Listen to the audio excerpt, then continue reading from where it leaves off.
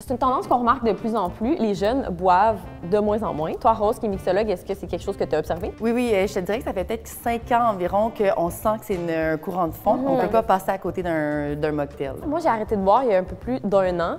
C'est pas ce qui me motivait, mais je me suis dit, je vais sûrement économiser, mais pas du tout. Genre, loin de là. On croit à tort que c'est l'alcool qui coûte cher, Ouais. mais c'est pas nécessairement l'alcool, c'est plus les procédés de transformation, OK. puis ce qu'on met à l'intérieur de ces alcools-là pour l'aromatiser. C'est quoi la différence entre un processus de production pour un produit avec alcool et un produit sans alcool? Bien, tout ce qui est, mettons, bière et vin, c'est beaucoup avec la désalcoolisation. Fait qu'on va quand même fermenter la bière, puis ensuite, on va la désalcooliser. C'est pour ça que ça coûte pratiquement le même prix, parce que dans le fond, en plus de tout ça, il y a une étape supplémentaire.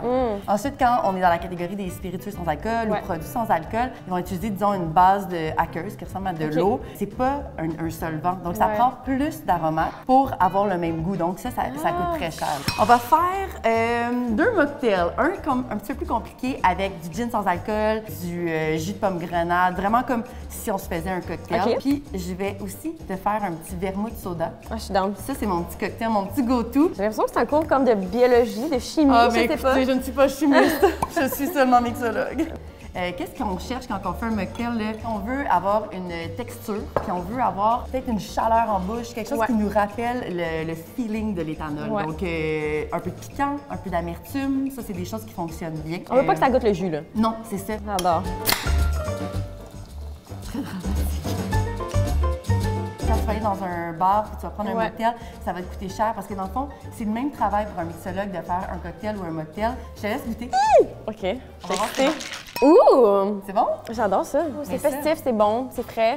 Il y a des- Mais c'est quand même genre, c'est sexy, là. Ça goûte pas le jus. OK, là, j'utilise les gins sans alcool. Souvent, ce qu'on va entendre, c'est 45$ pour de l'eau. C'est pas juste de l'eau. Ah, OK, oui. Thé Earl Grey.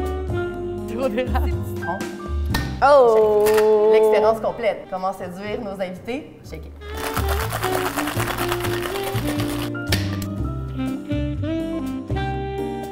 Tada! La petite mousse sur le dessus. Ah, celui-là est très doux, tu sais. Mais oui, C'est comme un petit nuage de saveur. Tu te déposerais là-dedans, je pense, pour Noël. un petit nuage. Hey, j'adore ça, c'était super bon. Merci. Ça fait plaisir. Fait que là, on devrait-tu être outré par le prix des produits sans alcool ou pas? Bien, quand on sait le travail qu'il y a derrière un produit sans alcool, on ne devrait pas être outré. C'est sûr que si les produits sans alcool avaient de l'alcool à l'intérieur, ce serait plus cher qu'un vermouth avec alcool. OK. Parce que dans le fond, là, dans un prix, disons dans le prix d'un gin, OK? Le gin québécois artisanal moyen est environ 47 $ en ce moment. Le gin sans alcool québécois moyen est environ 30 $ en ce moment.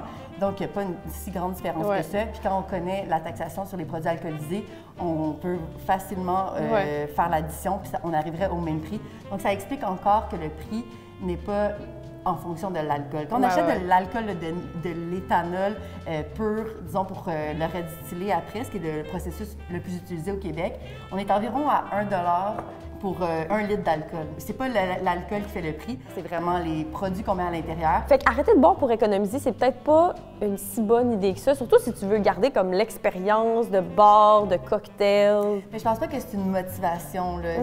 Si on veut sauver de l'argent, c'est peut-être d'arrêter de sortir dans les bars.